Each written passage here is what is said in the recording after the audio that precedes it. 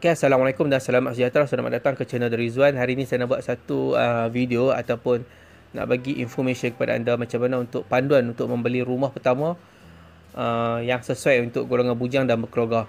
Okey, sebagai untuk pengetahuan anda, rumah dijangka akan turun antara 10 hingga 20% akibat daripada pandemik wabak yang sedang melanda negara kita. Mungkin ini adalah masa yang sesuai untuk anda membeli rumah pertama anda. Semua orang sedar bahawa rumah merupakan salah antara aset penting dalam kehidupan seseorang. Pastinya anda tidak mahu selamanya hidup menyewa dan pastinya anda ingin rumah sendirilah. Namun tidak semua orang tahu macam mana nak beli rumah. Okey, panduan asas membeli rumah pertama, anda perlulah kumpul modal yang pertama. Pertama sekali yang paling penting adalah modal.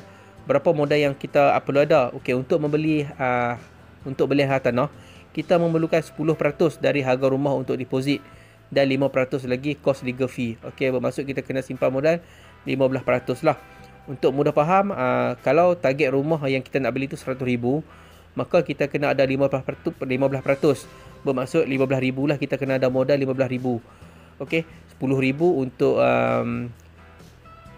deposit dan 5,000 untuk kos legal fee lah. Okey, jika rumah harga 200,000, kita kena ada 30,000. Okey, jadi tu kira-kira sebagai modal untuk kita simpan lah. Sediakan profil kewangan. Okey, sudah tentu kalau sudah ada 10% deposit dan baki 90% siapa yang nak bayar, sudah tentu kita akan pinjam dengan pihak bank. Lainlah ada yang ada cash. Oleh itu, anda kena sediakan dokumen profil kewangan, iaitu salinan kad pengenalan, penyerta bank, surat pengesahan pekerjaan, penyerta KWSP dan slip gaji. Penting untuk anda sediakan semua ini untuk memudahkan urusan. Okey, jadi kita dah simpan 10% modal kita. Lagi 90% tu kita buat loan dengan bank lah. Jadi untuk buat loan dengan bank, kita akan sediakan dokumen-dokumen inilah untuk kita apply loan. Okey, yang ketiga kita kena semak sisi kris dan sitos. Okey, pastikan kita tiada hutang tertunggak dengan pihak bank, contohnya PT-PTN, pinjaman motor atau kereta, pinjaman iron credit ataupun personal loan. Kes tertunggak ini kritikal, bukan loan rumah saja, pinjaman lain pun tidak lepas jika kita tidak bayar tunggakan. Okey, jadi kita make sure lah, jadi tidak ada blacklist. Okey, yang keempat kita kena kira kelayakan pinjaman. Kalau semua itu sudah ada, cuba kira berapa kita layak untuk pinjam. Okey, senang saja, jika gaji RM 3,000 ke atas, DSR akan dikira 70%. Okey, jadi kalau 3,000 ke atas, mereka akan kira 70% lah. Kalau gaji bawah 3,000, akan dikira 60%. Okey, sebagai contoh, Ali gaji 3,500, jadi bermaksud dia lebih 3,000. Jadi DSR akan dikira sebanyak 70% lah.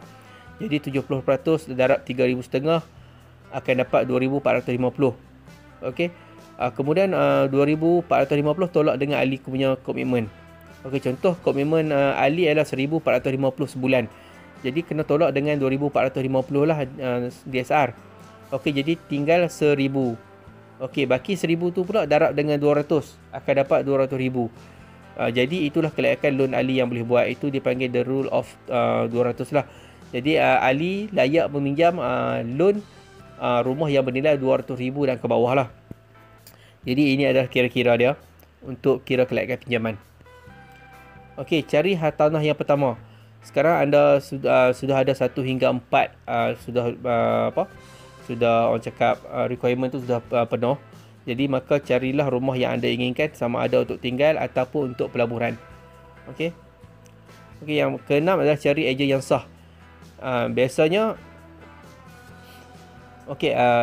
yang iklankan rumah untuk jual ini adalah REN, iaitu REN ini maksud Real Estate Negotiation, ataupun kita boleh panggil perunding hartanah lah.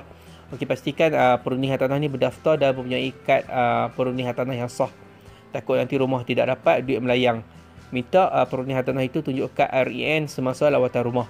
Okey, jadi yang ni penting lah, ejen tu kena ejen yang sah lah. Yang ketujuh adalah proses pembelian hartanah. Selepas buat pembayaran booking fee sebanyak 3.18% kepada perunding hartanah, biasanya proses selepas itu akan diuruskan oleh perunding hartanah lah.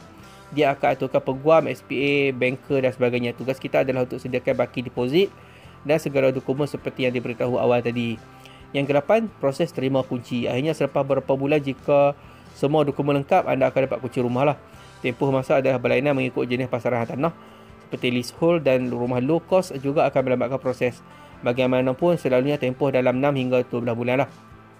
Jadi itu sedikit sebanyak perkongsian saya mengenai dengan untuk pembelian rumah pertama. Jadi saya harap semoga perkongsian ini dapat memberi manfaat kepada anda. Jadi saya harap kalau ni anda suka dengan video saya, jangan lupa subscribe, komen, like dan share. Assalamualaikum.